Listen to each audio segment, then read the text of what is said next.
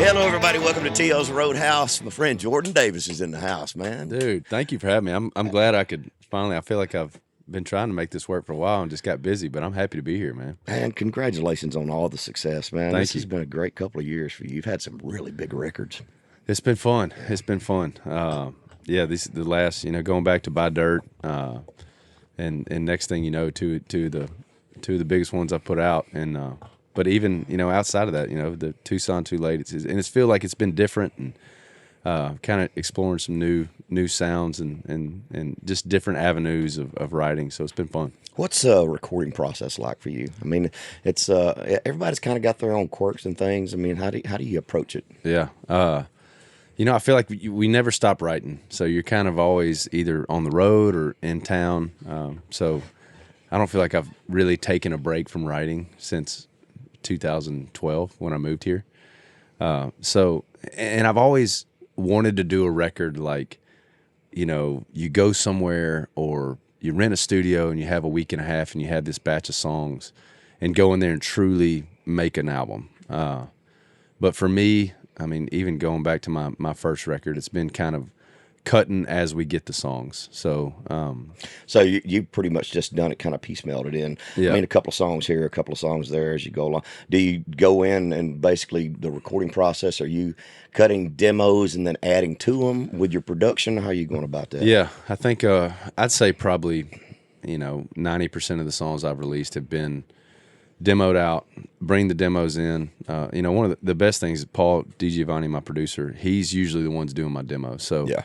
He even kind of goes into the demo process being like, all right, what am I going to be able to take over? And then you can evaluate as you get into it if there's something that really clicked, if you hooked a track, and then, man, we need to fiddle and steel, or we want to put a string arrangement. I mean, that's or just something that I think Paul, whether it be guitar, a drum thing where it's like you take that in and then, you give it to the guys that get paid well to play those instruments on them and say, hey, can you beat this? And most of the time it's you going in and beating it live. I'm friends with like Brad Arnold from Three Doors, and they cut a record several years ago at Ocean Way, and they'll come in and they'll sit down for 3 months. They write everything in the studio. There's some inefficiency about the way that rock acts and stuff go about that, but there's something magical about being able to play and arrange songs. You go back and listen to some old records like some of the Heart stuff. I mean, the structural arrangements country records haven't got there yet. Yeah. I know Hardy's pushing the envelope on a lot of those things. Yeah. Wouldn't you love to be able to go in and kind of create that vibe and expand on tracks and add arrangements and solo sections and dynamics and things? And it would feel, and there would truly be kind of a heartbeat between. That's kind of one of the most appealing thing to me in that way of producing. Sometimes something. I feel like we've lost the breath of the song. Sometimes we're just going in and we're just slamming everything through. Well, yeah. If you've got, a 4-hour session. You want to get through 4 songs. You don't have as much time to, and I mean, I'm guilty in the sense of like, I always want to be in the studio.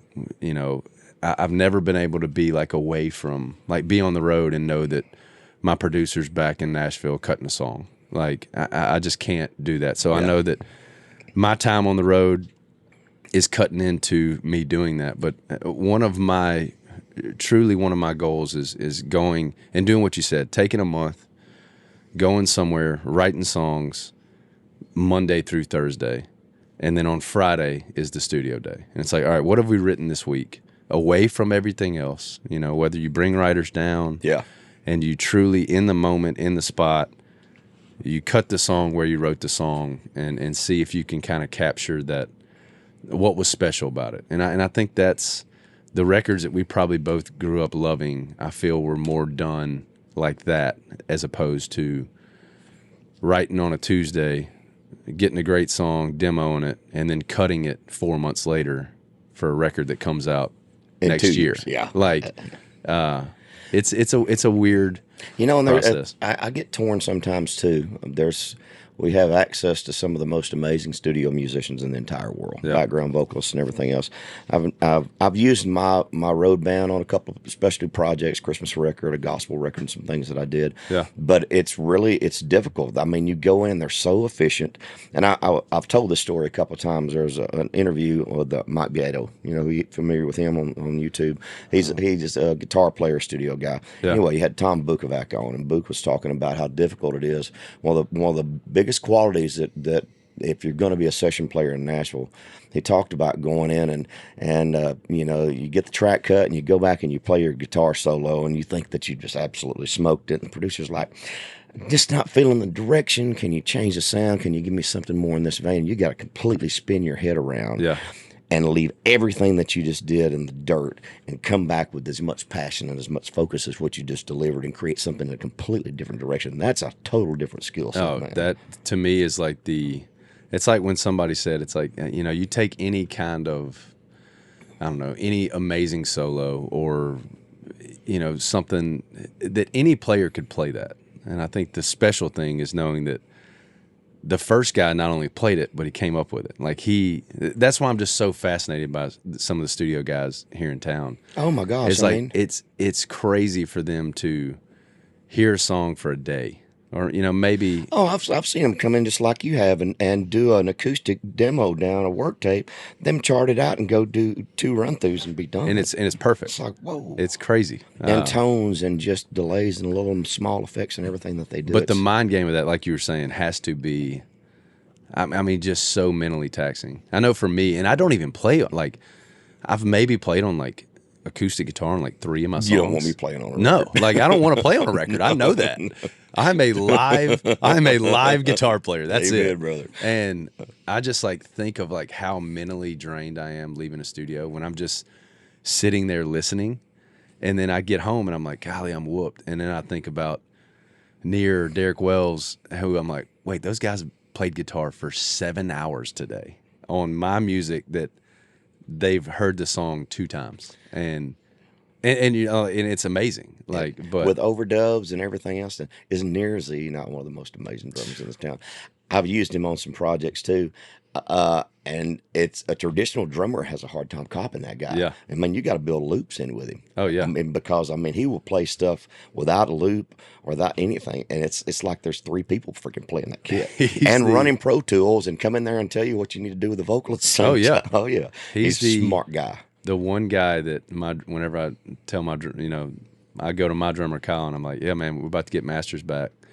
And he's like, who played drums on it? I'm like, Near. He's like, damn it. He knows he's got his work cut out. Oh, yeah. But just an amazing human. I love Near to death. And yeah, man, it's fun to watch that guy. Who's your favorite guitar player to use in the studio? I love Derek, man. Yeah. Derek Wells. I mean, Ilya, you know, when I've never used him. I mean, dude, I know who he is, but I've never used him in the studio before. Derek has been one of the first guys I met, you know, as far as studio guys in town. But yeah, man, I've used him on all my records. Him and Ilya are the two guitar guys. Yeah. So we have a commonality. Your uncle, Stan Paul Davis, wrote several of my songs. So the 2 big ones that I had with Better Man, Better Off and Today's Lonely Fool that he co-wrote with Kenny Beard.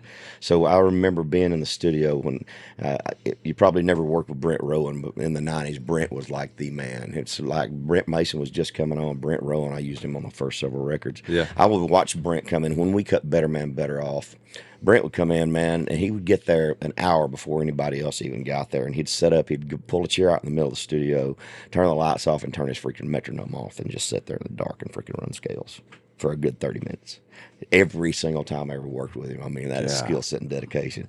All that great stuff on the play off of the back end of Better Man, Better Off. Yeah. He played like 5 guitar parts. I mean, all harmonicas. It was like freaking Freebird to me. I mean, I love that. That's one of my greatest memories of being in the studio, is watching those guys work, man. What a song. But your uncle, what a great songwriter. Man, that was so sweet, cool. Sweet man. You have a lot of similarities in your vocal texture. Yeah, a lot to Uncle Stan. You really Well, do. I mean, I think that was, you know, me growing up was him coming back to Shreveport, you know, around Thanksgiving and Christmas and playing songs that he wrote. And I remember hearing Better Man, Better Off, you know, and him telling us that you cut it. And, you know, and I think I've always said that with Uncle Stan and being around just a Nashville songwriter, I really think that was the first time I truly was like, wait a second, I want to do this. How old were you? Oh gosh, I mean, I couldn't have been 10. Okay. I mean, it had to be, coming up on 10 years old. That had to be pretty cool with Uncle Stan coming home, playing these songs that you were hearing on the radio. Well, that's the thing is like, I mean, I still remember hearing Better Man for the first time in my dad's shop, my dad, my grandpa there and 93.7 Kiss Country in Shreveport. He would just blare it. And every time that any Uncle Stan songs came on, the whole shop got around and we just listened to it. My grandpa was so proud. And, it was cool to get to see the process of it, you know. And did you ever, when you were a kid, did you ever get to come watch some studio stuff or come see some demo process or anything? We never came. We came up to Nashville for one Christmas, which I was 15 or 16, but I never got to really do that. It was all living through Uncle Stan, hearing the stories of how those songs got to you. How the writing process of them, getting to meet Kenny. Yeah. But like, man, it was cool to see that and hear the stories. And, those two songs were huge, I think, in me. I mean, to be honest with you, the whole Coast is Clear record from you is still one of my top 5 albums. I mean, that album had a different tone to it than anything else I've ever cut. It almost had a little dark overtone in spots, man. It was just sonically. Butch Carr engineered that record, and it's sonically one of my favorite projects that I ever did from top to bottom. I mean, it's by far, my favorite record from yours, I think. And not just, and to be honest with you, not even Better Man, Better Off one. I mean, Coast is Clear, I loved. That's Moment of Weakness. Moment of Weakness was amazing. Yeah. There's some good stuff. That was how Cowgirl Says Goodbye. Yeah, Cowgirl's on the record. Yeah, just a fantastic top to bottom. From that 10-year-old kid with Uncle Stan coming home, what was the journey that got you to Nashville? Kind of walk me through that whole process about when you started playing. Was your dad musical too? Did he understand? My dad would write. I think Uncle Stan was the guy. He was the one that was doing music for a living, and I think really early on it was cool for me to see somebody that didn't have to be you singing the songs. You could actually just write them. And so from then on, I'd never really cared about singing or playing shows. My dad would always kind of play around. My brother kind of got it early and would always love to perform. But I was always the one that just kind of sat in the side and appreciated it, but like never wanted to sing and play. Really? So I was writing early. I'd say I'd started writing songs at 11 or 12. But then went to college and thought I was going to do the 9 to 5. Go get a job with some fancy degree and see if I could get the picket fence and what everybody's supposed to do. And I did. I graduated from LSU, got a job in the environmental field for about a year and was just miserable. Really? My brother had already moved. He moved to Nashville in 2010. So in 2012, I moved. I was at my apartment one night. So I was bartending at night, and I was working this environmental job in the morning. So your degree was in marine biology, or what? I was environmental science. Environmental science. Okay. And so I had these two. I was literally from 5 a.m. to 3:30. I was doing residential environmental problems, and then from 5 to midnight I was bartending, and just hated every second of it. And I called my brother one night, and he had already made the move, and he was going to see Travis Meadows do a guitar round at the listening room, and I'd never heard Travis Meadows. And so I look him up, and I'm listening to these songs, and I'm just like in my kitchen in Baton Rouge, listening to this amazing songwriter, knowing my brother's going to see him, and I'm about to have to go to bed because I got to wake up at 4:30. And literally that night, I don't know, probably February of 2012, I was like, I'm going to move to Nashville. I'm going to move to Nashville and try to write songs. Went in the next day, told my boss, like, hey, man, this isn't working. I'm not happy. This isn't what I want to do. And I moved in June, a couple months after that. Wow. And it was the Nashville thing started. Had the the thought of like, all right, I'll move to town, I get a publishing deal in a couple of years and start getting songs on the radio, and this is how it's going to go. Easy. Like that, it's like Uncle Stan did it. My brother was having success and had already signed a deal, and I was 4.5 years in, still bartending, still writing songs, no deal, no nothing. And then 2016 is kind of when it started. I kind of started turning a corner. And what brought that on? Were you playing everything on Lower Broad? I mean, what really was the cat? Did somebody see you? Did you cut something? Never played. Never played. And this is God's honest truth, Tracy. I had always felt like I was writing songs a little, left to center. And every publishing meeting I was taking, the big question was like, well, who could cut this song? And I was always kind of at a loss. I was like, I don't know. Is it a time when, I would always say, I was a big Church fan, so I was like, I don't know, maybe Eric Church. And they were like, Eric Church writes his own song, so who else could cut this song? And I was like, I don't know. So I kind of went back and rethought songwriting, and I was like, all right, well, now I'm going to start writing for specific artists. And I didn't like it. It wasn't like it felt forced. It felt forced. It felt the songs weren't as good as what I was writing, and that's when somebody told me, he's like, well, man, if you're going to write songs like you write them, then you need to be the artist. You need to sing them, and that's when I started playing writers rounds. And then I wrote a song that I ended up recording, Slow Dance in a Parking Lot. And I wrote Slow Dance. My publisher at the time that I was talking to, I hadn't yet signed with him. He got it to Universal. And Stephanie Wright, while she was at Universal, she heard Slow Dance, called me, wanted to come see a show, was like, hey, when are you playing again? I'd love to see you in a full band.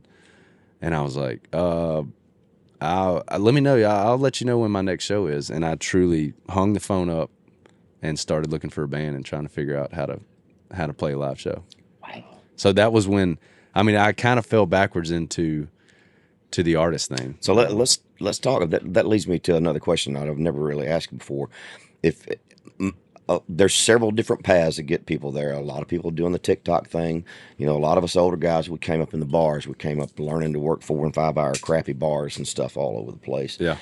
How did you make that transition? If you'd never structured a show, if you'd never put one together, what was your learning curve like that? And how scared were you the first time you went out and did a big show? That's a pretty big learning curve when you hadn't done it. Oh, well, I'll say he ended up being my publisher. Ben Strain was like, look, man, he came to a rehearsal. And I think even he was like, bro, you have no clue what you're doing. And I was like, I don't. Had never played to a click. Had never this was like truly going from a acoustic stool at writers rounds to full bore. Like, we got to get a band, or, because in my mind I was like, look, I may not get this shot again. I'm not going to go in and tell these people that I've never played a show before or that I've ever even thought about being an artist. Like, I'm ready. I just want to stay in Nashville, and this is an opportunity. If it works, great. If not, then I'll just go back to writing songs like I'd originally moved up here to do. And so he booked me 2 weeks, Monday, Tuesday, at these bars down in Jacksonville, Alabama, and Birmingham. Got you out of town. Out of town. Smart move.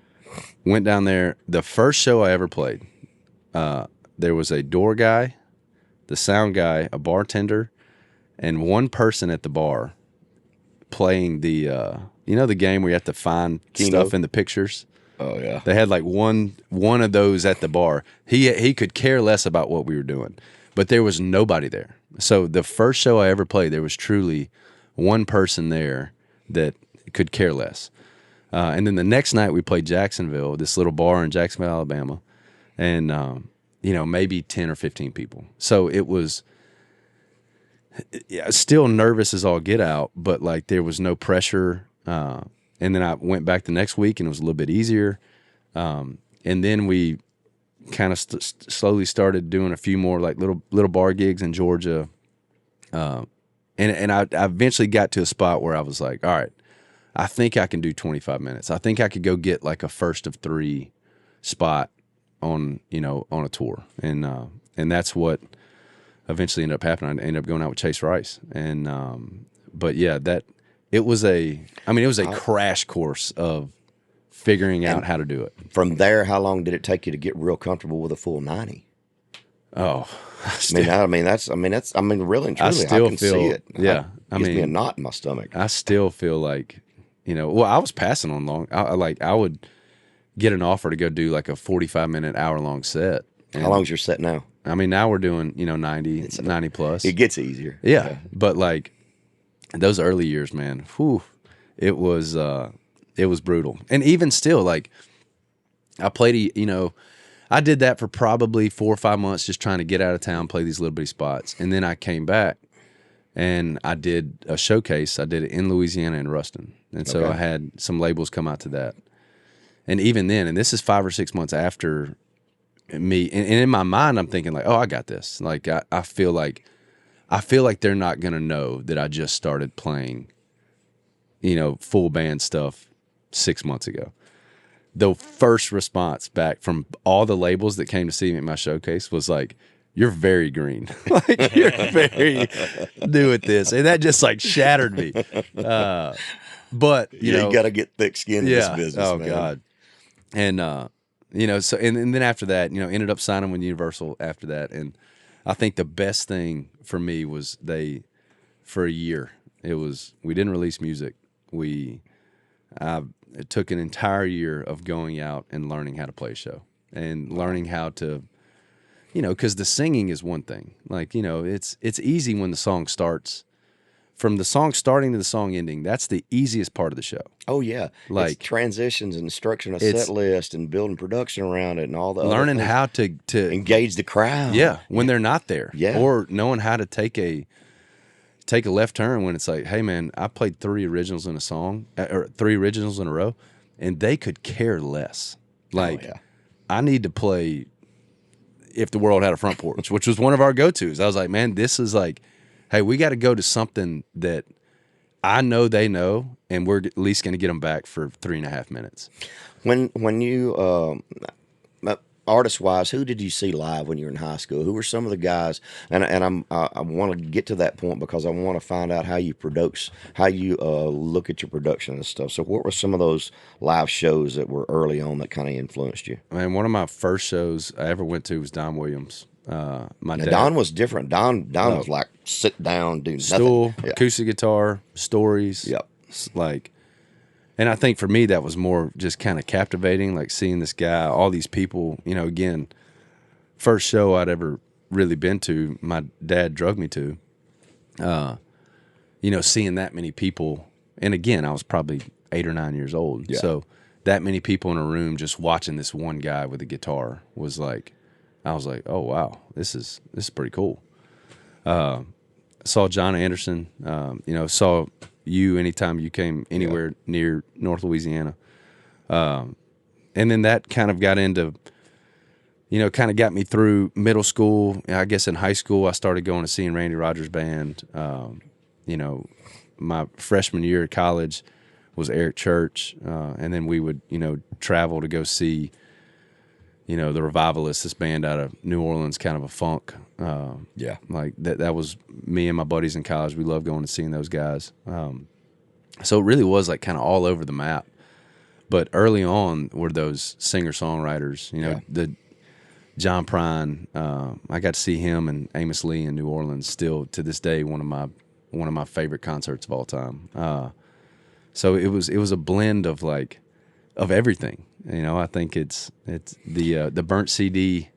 I always say that. It's like, man, I grew up in the burnt CD era of music, to where it was like everything under the sun on one record. I think it kind of just broadened my inspirations. How do you approach your production of stuff? Do you have a production designer that comes in? You've been headlining, you've been out with Mitchell and Ashley? Yeah. Ashley Crook.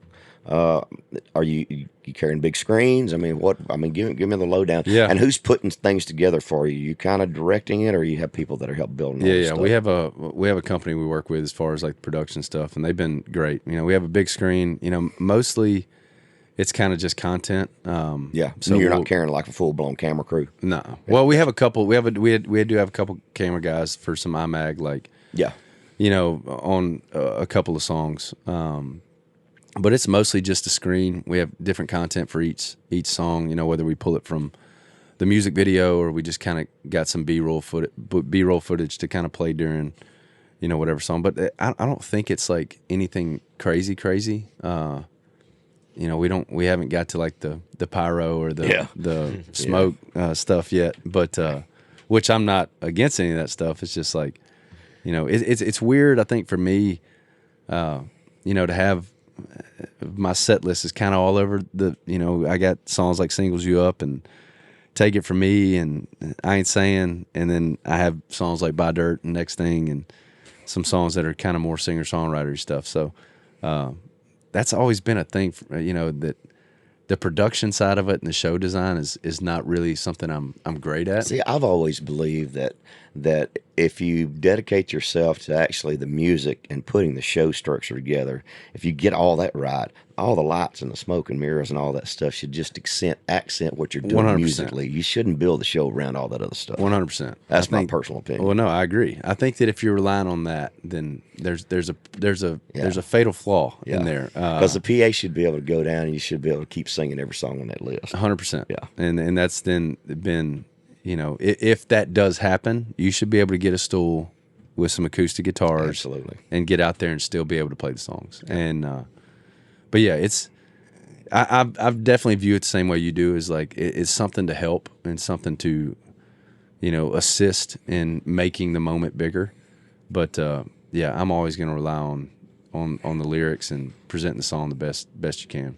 How's your family dealt with all of your success? I mean, I've learned over the years through a lot of it that it affects everybody that you love, and then some of them it affects in different ways. It's not always an easy journey for everybody. Yeah, man, I'll be honest with you, Tracy. So, you know, kind of going back on me just wanting to write songs.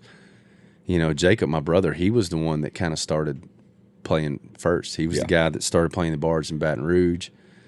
Kind of got big around just the state, you know, to where on the weekends we would travel up to Ruston or go to Lake Charles or wherever and play these college bars. And he was just doing it acoustic, you know, and mostly covers, but like, you know, had a couple, you know, he had a CD he was selling with a couple originals on it. And when he moved, Jacob was supposed to be the guy. I always say I'm the third best singer in the Davis family. Uncle Stan's number one, Jacob's number two. And he was the guy that was supposed to do the record deal, and you know, moved up, you know, got signed real quick, you know, signed a record deal before I did, and you know, and I remember even the day we went and got beer and wings, and I told him like, hey man, Universal offered me a record deal. He was like, when did you want a record deal? I was like, I didn't. I just like feel like this is something I need to take, because it's an opportunity. I'm tired of bartending, man. At least give it a shot. Yeah. I was like, was that rough on him? It was tough. Yeah. It was kind of like, but the tough part came with our singles came out within 3 months of each other. And my debut single just took off, and his struggled, and that was tough. That was there was some. I'm glad we had that then. I'll say that. I'm glad that we had to kind of face that, like, somebody's going to win at this. Like, you know, even if we both win, somebody's still going to win more, if that makes sense, you know? And he had a write one day with one of our favorite writers, Jim Beavers. I don't know if you know Jim, but Jim has a brother in the business too. And Jim told Jacob, like, hey, man, y'all need to go squash this. Because it was, man, I wasn't talking to my brother. And he's my best friend in the world. And I knew how tough Mondays were for him to probably open a radio chart and see that my song had jumped 6 spots and his had fell back 3. And I had a call from him one morning at like 6:30. And he just said, hey, man, meet me at Fenwick's. We need to have breakfast. And sat down, and he just kind of poured it out and was like, man, I'll be honest with you, this has been tough on me, and I want to squash it this morning. And from now on, you're my brother. I'm proud of you. And music is going to come after family. And we've been, you know, and thank God we had that conversation, because I know I know myself enough to know that, like, I probably would have got pissed off that he is acting like that. and who knows what could have happened. Like, it could have drove a wedge between us that, we wouldn't have addressed for years. But we addressed it that day, and now we've had success together as writers, and that was the toughest one. I think everybody else, you're always going to have your struggles with touring and family and being gone as much, but and the concert's close to home. Yeah, man, I'll tell you one of the worst things, and you don't really think about this, but I've written a lot of my stuff, but a lot of it I hadn't. So Time Marches On, Bobby Braddock wrote by himself. My father had a hard time with that song because you think about it, it's talking about daddy's got a girlfriend in another town. Yeah. And people that aren't in the business think, oh, Tracy wrote that. He must have wrote it about his dad. My dad was a vice president of a bank back home and had a lot of political contacts. He had to deal with that mess. He had a really hard time with it. I mean, and you don't even think about that when you record a song like that. I recorded because it said smokes a lot of dope, and I thought there was a great shock factor to it. Because nobody put anything like that on the radio before. Yeah. But the things that you do when you're on the charts, you're doing all, man, it affects people that you love. Absolutely. Like Kyleigh, I've never even thought about that with that. Yeah, it's crazy. There's definitely some songs that, I think that and, I put a song out called Bluebird Days. It's about my parents' divorce. And I still really don't know why I put that out. I guess now I've gotten some messages, it's good to talk to people. You kind of just want that one validation of like, hey man, I appreciate that song and kind of understand what you're trying to say there. But man, playing a song for your parents about them splitting up, that was pretty tough. I actually don't think I ever played it for my mom. I think I played it for my dad. Didn't get much of a reaction, but I never played it for my mom. I kind of let her stumble across that one. Sorry, Mom. But yeah, we're good now. But yeah, I see what you're saying on the family side of it. What was, as a songwriter, one of the things that I had a hard time working through as a young songwriter when I first got to town, when you're first starting out, everything seems to have a little personal overtone to it. Yeah. And rejection is a really hard, jagged pill to swallow. And having people say, when you go in and pitch songs and stuff, that has a personal connection or something about a family member or something, a life experience that you live, when those things get shot down, man, they're painful. Did you experience that? Oh, God. I had a tough time getting over that. Dude, it was, I'm right there with you. It struggled. I struggled really bad with that. But to be honest with you, that kind of me not being able to drop my ego on that led to some of the best advice that I got since I moved to Nashville. I was, right when I moved, I was living with a guy not too far from here. He let me stay there rent-free for 3 months. He's like, man, I'll give you 3 months rent-free, let you get your feet wet, and then after that, you gotta go figure something out.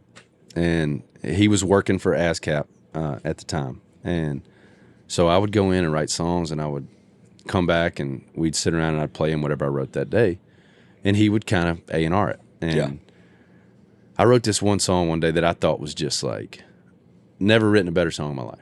Like this was the one, in my opinion, that was gonna get me. This was gonna set me on the path to getting a publishing deal. Come home, play the song for him. He's like, "Yeah, it's not that good, buddy." And I was like, and it pissed me off. Like, and I was like, literally, I think I said like, then you need to listen to that again. Like, you're wrong. And I think he could kind of tell that I was a little hurt by it. And I was like, man, I'll be honest, that's the best song I've ever written. He's like, well, it's not good enough. And I probably visibly pissed. He was like, look, let me tell you this. Nashville was fine when you moved here. And Nashville's going to be fine when it kicks your ass and you move back home. That was like, for me. But you needed dude, the best thing I could have heard. The best thing I could have heard. Because the quicker you can get your ego out of the way, then you can really develop your craft. Yeah. Because you got to get all that stuff. The worst one, has your wife done that to you? When you come home with one, boy, those hurt bad. It's like, God, I can't wait to play this for you. You play it for her. She's like, It's all right. Yeah. Boy, did you piss you off so drives bad. me crazy. I ain't never playing your damn thing again. Yeah.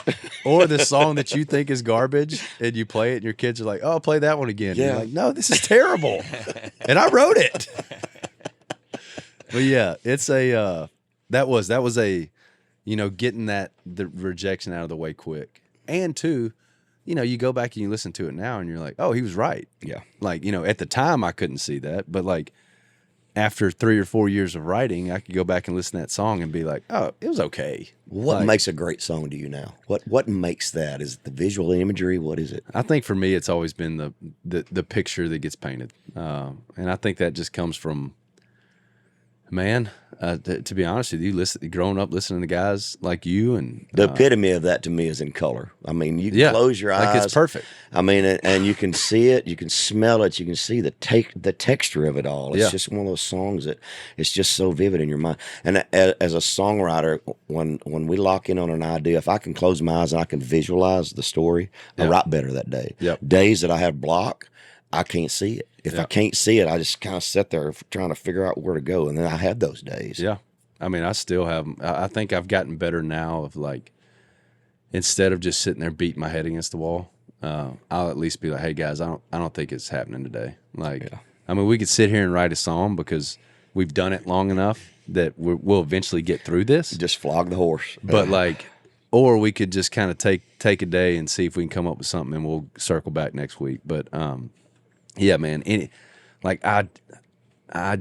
There is nothing that excites me more than hearing the idea that like just kind of fires you up. Like, and this is me being arrogant, but like when Buy Dirt got said, I just like lit up. Oh yeah. I was like, oh God, Buy Dirt, dude, that's cool.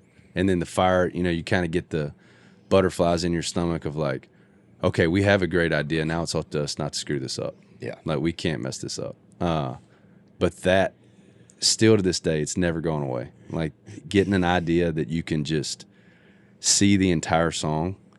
Man, there's nothing better in songwriting. I feel like the last few years too, a lot of that visual imagery is returning. I think we went through a flat spot for a few years. Some of the bro country stuff I like, but everything was oversaturated with it, and I think we got away from story songs. And I think some production stuff is even starting to soften up a little bit. I just think things are changing. Yeah, people are pulling more stuff out of the mix and not putting more stuff in. It's just I feel like we're in a kind of a good spot right now. I agree, man. Musically. There's some really amazing good music. stuff out there. Goodness gracious, and personality of the artists and stuff again too. There's not so much of the same old. It's starting to really blossom again to me. Yeah, everybody's kind of got what they do, and it like measures up perfect with and I think a lot of that is coming in with just like socials and having more access to the artist. But like, I mean, golly, yeah, some of the music that, Riley just came out with his record, which is great. Yeah. Ella, Ernest, Morgan's new song feels so different than what Morgan. It just feels like there's a lot of artists that are kind of, either doing different stuff or taking chances on something. Well, it's like creativity's really flowing again, man. It's like it just seems like there's just and in the '90s, I think we had great songs because there were really good hook lines, there were good melodies. Yeah. Structure was really good. We cut great tracks back then, and I think a lot of that stuff is swinging back. I'm feeling musically things coming back. Yeah. It's like you're in the. You're still making amazing music, but like that '90s, it's like what everybody was chasing. Special. It was like something that like was so, I don't know. And I'd always said that too with people being like, oh, we got to bring the '90s back. It's like you almost don't want to. Like I just want to. You're never going to bring that back. You're never going to. Can't. So it's like just freeze frame that in this era that will always be something to strive for. Because, and I know I'm not the only one, but like it just. To me, it doesn't get any better than the songs that were being recorded. I can even think about like Today's Lonely Fool or Better Man, and I'm just using Uncle Stan's that you recorded. It's like I almost feel like I would be scared to release those songs today, but back then it was perfect. But I mean, that's just a great. But it was so song. exciting, man. Everything was changing when I got to town. You know, when I left Ruston, Louisiana in the fall of 1990, you got to realize everything that was happening. 89 is when Vince Gill and Clint Black and Alan Jackson and Travis Tritt and Mark Chestnut, and you had that whole wave of stuff that just exploded, man. Music was changing. You could feel it. And I moved to town in the fall of 90, and, you know, you got Brooks and Dunn coming on. You got Joe Diffie that's starting to take off. You got all this stuff that's happening, man. There was just so much energy in this town. Yeah. I mean, the music was really good. And everybody had their own personalities, man. There wasn't really anybody that was overlapping on what anybody else was doing. Yeah. It's just a great time. Music Row was a lot of fun, too. It's like this little town right in the middle of this big city.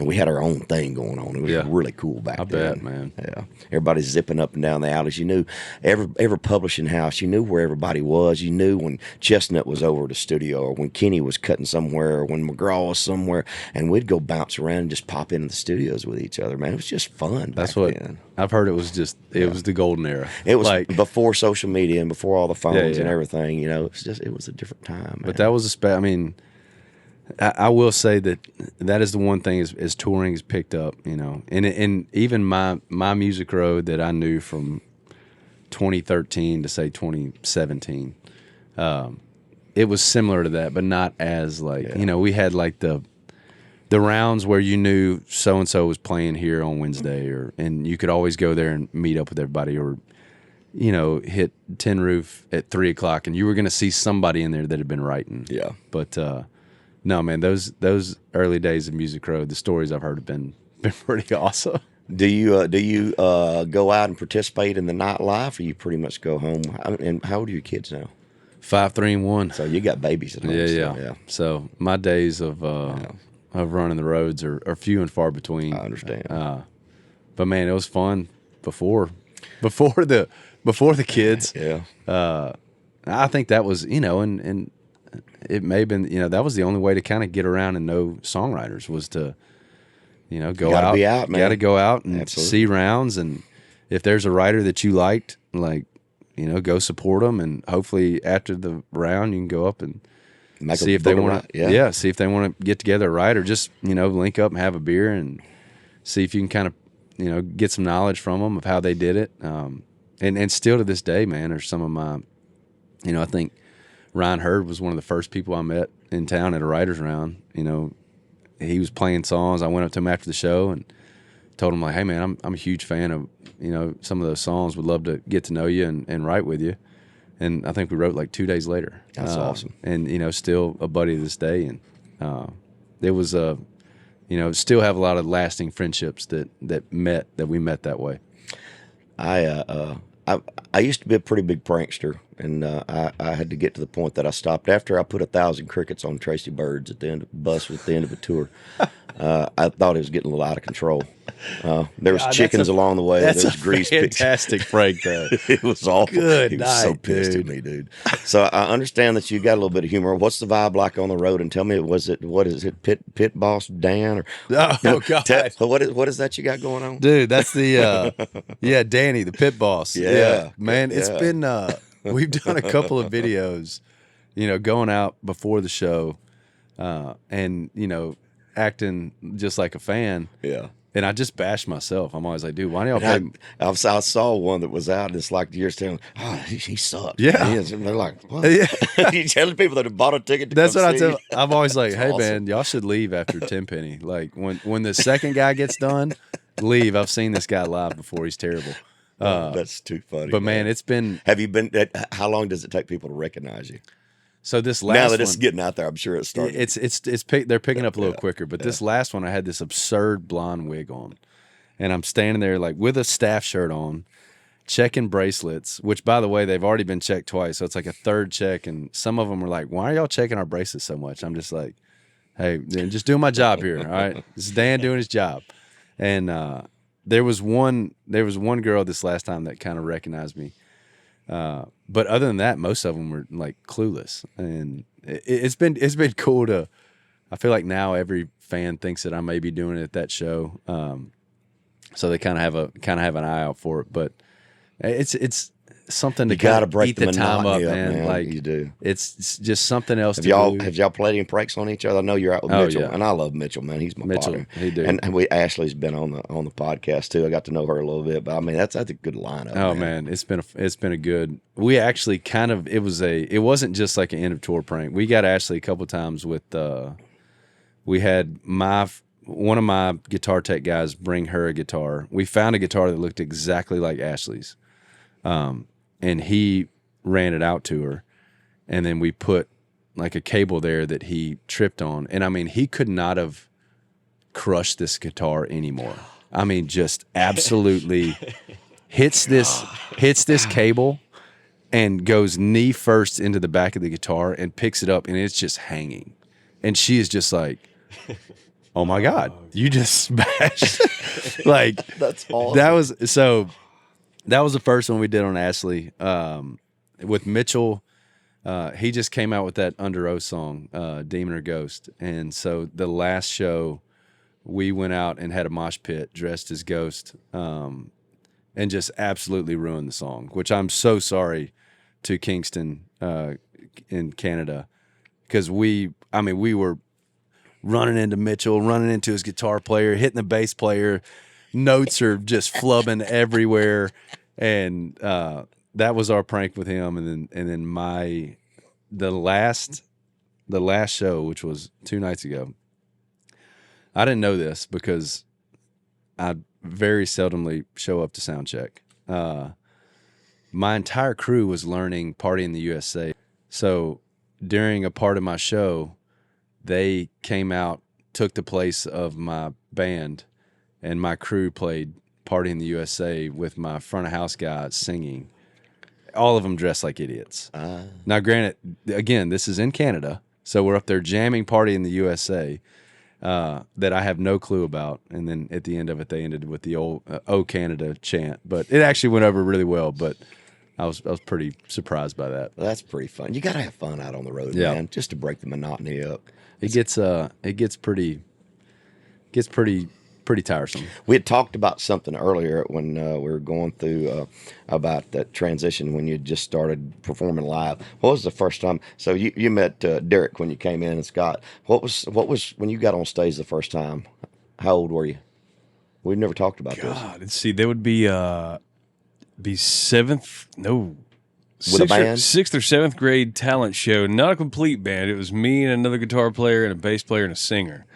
And we did Lenny Kravitz, that Fly Away song. And then for 8th grade, we did Metallica, Nothing Else Matters. Dude, let's go. That was awesome. Let's go. What'd you do, Scott? The first time I was on stage, Yeah. I was a late bloomer. I guess I was 21 years old by the time I got in my first band, and we were just playing like George Strait stuff and stuff like that. Yeah. So What about you, Tracy? We were in Hot Springs Saturday night, and the first band that I ever got on stage was I did a talent show at the county fair. I was 14 years old, and I got beat by my baby sister that was 6 years younger than me. She sang "The Rose" by Bette Midler with piano accompaniment, and I played and wrote my own freaking song. I was pissed, still pissed about it, to tell you the truth. So I met this deputy sheriff there, and him and his wife would go to all the operas around the area. His name was Gary Brown, and Gary played Jerry Lewis style piano, and his wife would sing Patsy Cline stuff. And we had several little jamboree halls. Some of them were old metal buildings, some of them were converted movie theaters. Then you'd do the normal thing. You'd have young kids that would do the opening hour, a couple songs with the band, and then they'd do the headline section at the end. I was 14 years old, and Gary started taking me to these jamboree halls. So we went to Derrick's, Arkansas, to this little metal building, and the Bear Creek Boys, they're still together. They all came and saw me 2 Saturdays ago in Hot Springs, and I got to visit with them. So that was the first band. I was 14 years old the first time I ever got on stage with a full band. God. The Bear Creek Boys. The Bear Creek Boys, yeah. That's special. I tell you what, man, growing up in a small town, I mean, you had to find a place to play. I mean, I was 16, 17 years old playing in VFWs and elk lodges and stuff, man, places I shouldn't have been in. Yeah. But learning how to put a show together, learning how to do 4 or 5 hours. Do you ever do the 4 or 5 set nights? You missed all that, man. I missed all of it. Yeah. I mean, that was and still having to learn that. I mean, I still feel like, golly, I'm coming up on 10 years of touring now, and I still we wrapped our touring year up this past year, and I've got a meeting with the band guys on Thursday to go over like, hey, there's still some things we're not. Do you ever missing. roll through your set at night when you lay down and go through transitions in your mind? Do you ever do Oh it? God, It never too stops. much. Yeah. Or like little. Even when you're sequencing a record and stuff, I mean all that stuff. I mean, it just rolls. I never turn it You can't turn it off. No, it's and crazy. it's or like screw ups, like on stage. Those like eat me up, and it will keep me up, and so much so that I've gotten a monitor now to where like I'm like, all right, I know what I want to say here, but if I just leave it to myself, I'm going to screw it up. So I'm going to put that there just as a failsafe, like because again, that's kind of, in my opinion, it's like me setting up a song and explaining to you why and how it got created is just as important as me playing the song well. And if I screw that up, then it just rolls over for the whole 3 minutes of me playing this song. But yeah, I can't get out of my head sometimes. I mean, I guess maybe it's a good thing, but Yeah. So you're getting ready. Are you going over in the spring with Luke to Australia? Going over to Australia. And, you done much European stuff or Australian stuff at all? We did a European tour on. We were over there all in February, so we did. I think like 16 or 17 shows over there, which was amazing. Yeah, country's really having an explosion over in Europe, man. I'm like I say, Kip Moore's packing out freaking arenas and stuff. Man. Yeah, he's huge down in South Africa. Yeah, like selling stadiums. And, that's crazy, man. But man, it's been that fan base has been great to me, and it was something that I really wanted to do early on, is kind of invest over there and that's try a good to be thing. able to tour. Absolutely. Did you take your full band over? Or did you kind of Yeah, this year. Yeah.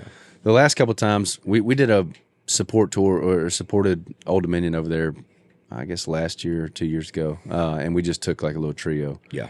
But this was the first time we brought the whole band, and but this will be my first time outside. I did the big Australian music festival last year, but I've never done a tour. That's a long flight, isn't it? And dude, we're taking the whole fam.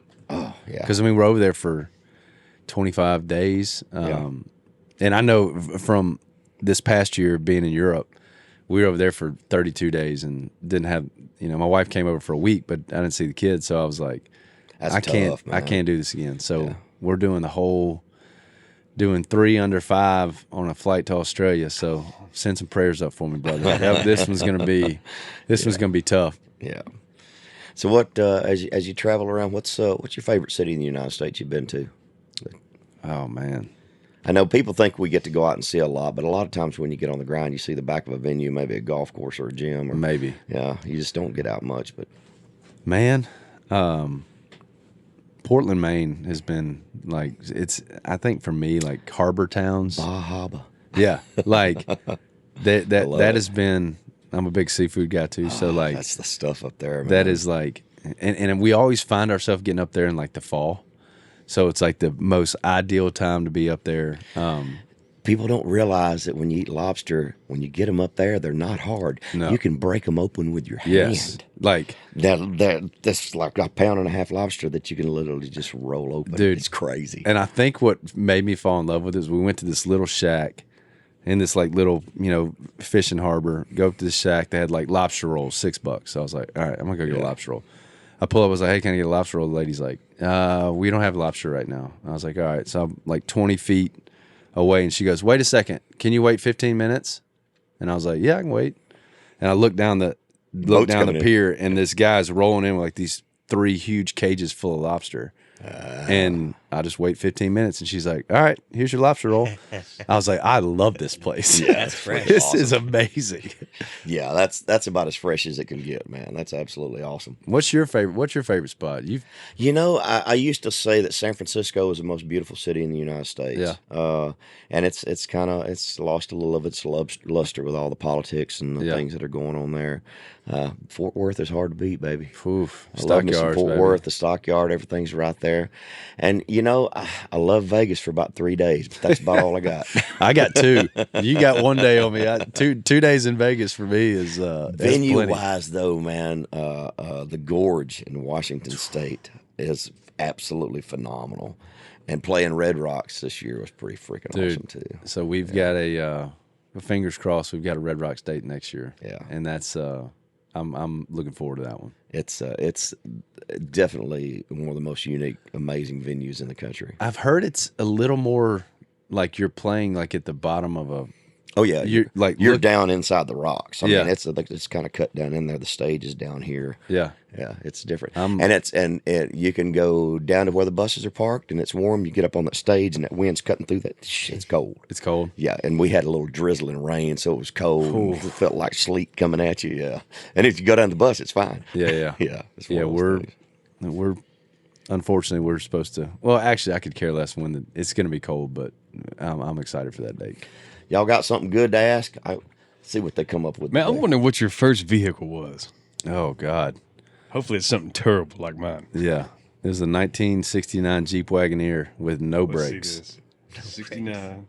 So I'm pretty sure 70, I think, is when they started doing the wood grain on the, so like the Traveler. That's not too bad. That's pretty bad. That's pretty cool. Yeah. If mine looked like that, it would have been awesome. Go to that picture. Oh, the one on the left. That one's it. Yeah. That one's a little more like the Wagoneer I had. Yeah, my dad had it as a hunting, like just kind of running around our hunting camp. And then whenever my brother needed a car, he brought that back, got it fixed up enough to where it could get around town. And then by the time I got it, brakes were shot. The CD player had been stole out of it. It worked for a little while, but then I went from that to a 1990 Dodge Dakota. There you go. And that was a upgrade of all upgrades right there. So yeah, that was the first one. I was wondering about your bartending days. What's the worst thing about bartending, and what's the best thing about bartending? So the best thing was like I truly enjoyed like making drinks, like anything. I enjoyed the mixology of it, if you will. The worst thing was some of the people. Dude, I'll tell this story. It's hard to be sober in a room full of drunks. God, dude. And this was when I was so I'd already moved to town.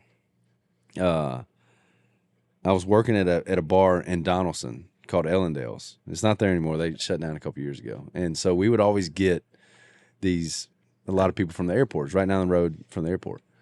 So this guy comes in and he's on like a date and he asked for a glass of wine or whatever. So I open a brand new bottle of wine. All right. And I pour 2 glasses. I set it down in front of him. He takes a sip of it and he's like, whoa. That's bad. That's bad. That wine's bad. And he's like, don't drink that. Talking to his date. And I was like, is it really bad? He was like, yeah, it's turned. That's.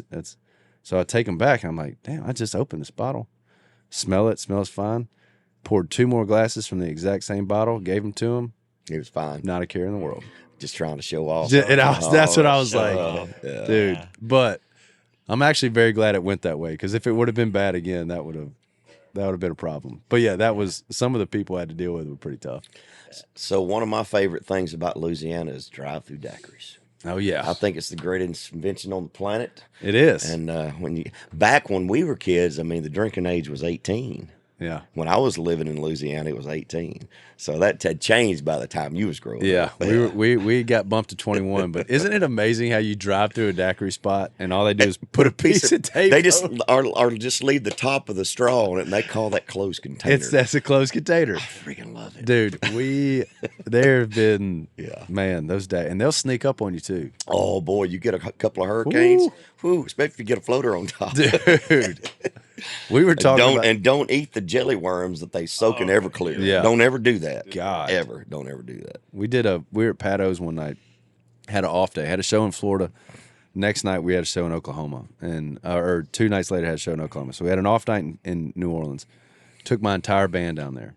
All right. We start cracking beers, crossing the Pontchartrain coming in to New Orleans. All right. At like 8 a.m. Yeah. Back lounge. Off day, we're stoked. Like, this is going to be great. We go out, breakfast, do Bloody Marys, whole 9 yards. I start taking them around to like some of my favorite spots in New Orleans.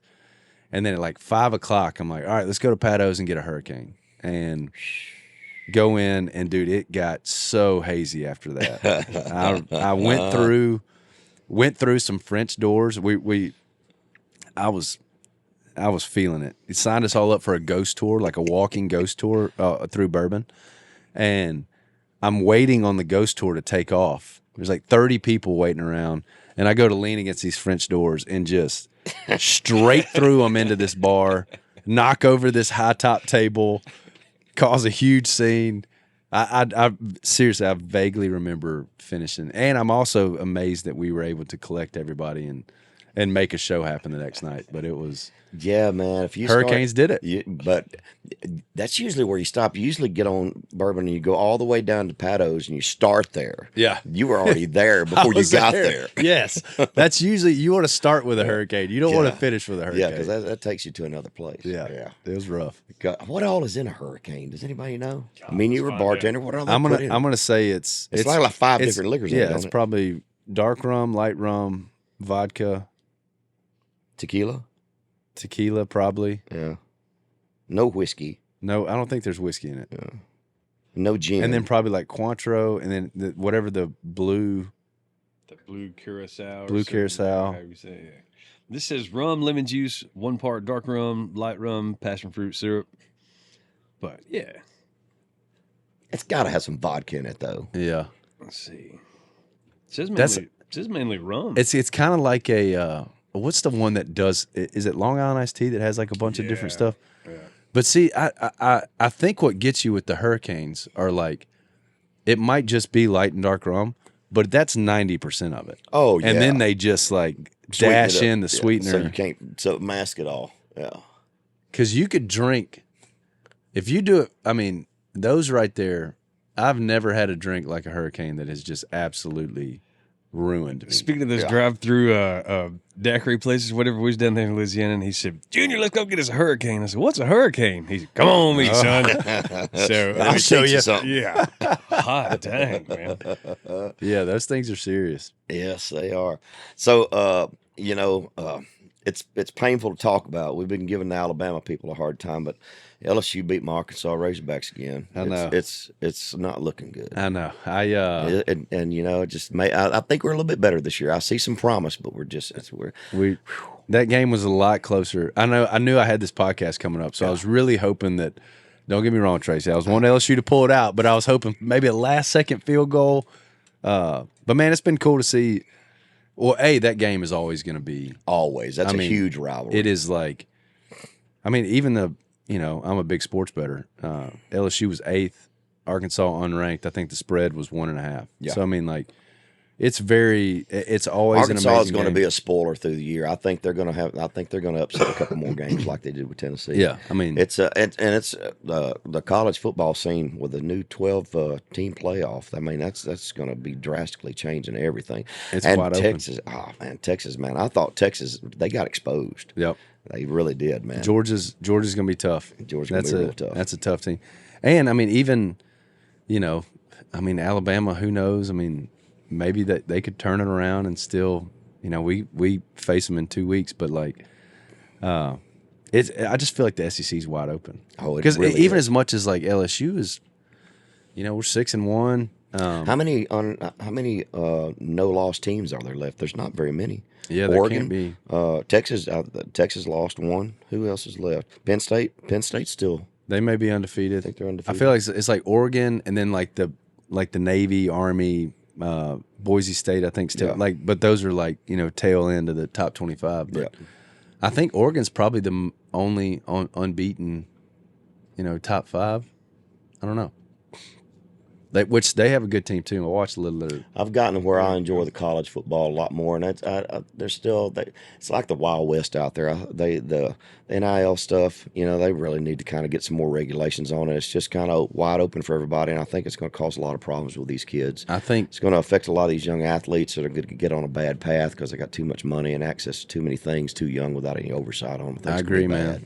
And too, like the college coaching, man, the ability to just like up and leave. I mean, you get it. When you got they get mad at you, man. They're gonna hit the portal and they're gone. Oh, I know. Yeah. And like, but even the Alabama coach that leaving Washington plays for a national championship. Because I guess you don't think about like the kids that go to Washington for that coach, and now they're thrown into the portal because some other coach comes in. I just feel like there's something there's got to be a little bit more regulations on yes, it. There really does. I mean, maybe you can't enter the portal till the regular season play is over. Right. Maybe then and some parameters, and you can't do it more than twice in your 4-year tenure. You can't just move somewhere every year. Yeah. There needs to be some regulations on it. Even the financial stuff. I mean, put it in escrow and a trust fund where you take your college, pay your college back out of it, and then you can have access to it. I just don't think it's smart to give an 18-year-old kid $2 million. I tell you what, if I'd have got given $2 million at 18, I know what I'd have done. I would have. I could sure go through some money. Totally different. I could have gone through $2 million at 18. I mean, probably quick. Real quick. And had a damn good time doing it too. I'm telling you right now. It'd be more than 3 nights in Vegas. I promise you that. Yeah. I'm telling you what. But no, I agree. It's a lot of money for these kids, man. Even like I heard, like Ohio State's offense is like $10 million or something like that. I think that's why Saban left. He probably didn't want to deal with it because I mean, you got linemen coming up saying you're going to pay me $500,000 and I'm not playing for you next year. It's like I'm done. Or dude, it's got to be difficult, man. How do you motivate young kids when their only motivation is money? I know. At this point. That's I saw something from like a Colorado State quarterback said like he got offered like $400,000 or something to transfer. And his response was like, "Man, I didn't go to college to make money. I'm staying at Colorado State." And I was like, "Ah, that's pretty cool." Like, unfortunately, that's very much a rare case of that happening. But like, who's your NFL team? Saints. Yeah, rough year, man. Yeah. Ooh. There's a few rough ones out there. You got the Saints that are struggling, the Cowboys that are struggling, the Titans that are struggling. Yeah, it's rough all around. It's not a good not a good year for. And too, the Chiefs just look. They're going to be tough to beat, man. I know. It's like the new Tom Brady. They're just always there. Always there. Just always winning. Yep. I guess the Ravens last night. Ravens looked pretty good. But it's this is truly like I told you, we just wrapped up our last show, so like now it's pretty much like football. Fall, you got a hunting trip. We got a hunting trip coming up in 2 weeks that I'm looking forward to. We've got a farm a couple hours west of here that we take the family to and hang out and try to shoot some ducks. But like, this is just my favorite time of like being able to just breathe and I think I've got three shows for the rest of the year and just kind of catching up on family time and decompress and kind of recharge the batteries. When do you go back out next year? So we leave for Australia on the 15th, January 15th. Oh, really? So you're not really taking it, but not through you get through the end of the year. Yeah, you got pretty good. You got a little bit. Yeah. And luckily, too, over there with Combs, he's doing just like, I think we're only playing like 8 shows over there for, he's just doing the big stadiums. So we'll able to have 3 or 4 off days and, kind of get to go see Australia and take the kids around, so it won't be as go to the zoos, man. The zoos over there are amazing. We took the kids to all that and took them to Bondi Beach and down to the Sydney Symphony Hall. Man, there's just some amazing stuff to see over there. I'm excited, man. And it's like summertime over there right now, so like we'll be probably get some fishing in. And I saw that pond back there. You got some. Yeah. I had a bunch of catfish in it, and we had a bad rain. I think is how it got in, and I had a family of otters got in, and this has been a couple of years back, and I used to keep a big tub of dog food down there, and I'd go through and feed my catfish and stuff on a regular basis, and they started disappearing. And then one day I just didn't have any more catfish, and I couldn't figure out what. My wife said, "There's otter out there," and I got to looking up otter. They will kill. Their favorite food is catfish. No They'll way. Roll on their backs and they pop on the water, just like when you hear they hear the dog food landing in the water, and they'll kill them. And they actually kill for sport too. So they killed all the catfish in my pond. Dang. I got a bunch of perch right now, but I hadn't restocked it. I think I'm gonna load it up with bass. That's what I'm gonna try to do in the spring, is put a bunch of bass in it because I've got a good food source, tons of perch and stuff in there. Yeah. But it's I need to. I just put a couple of aerator things in the bottom to keep my pond from turning, so everything's looking good. I'm getting ready to put fish in it. Yeah, got to do it right, man. Man, that Give is me some big old largemouth in there, then it's gonna get fun. I love it, brother. I've enjoyed the visit today.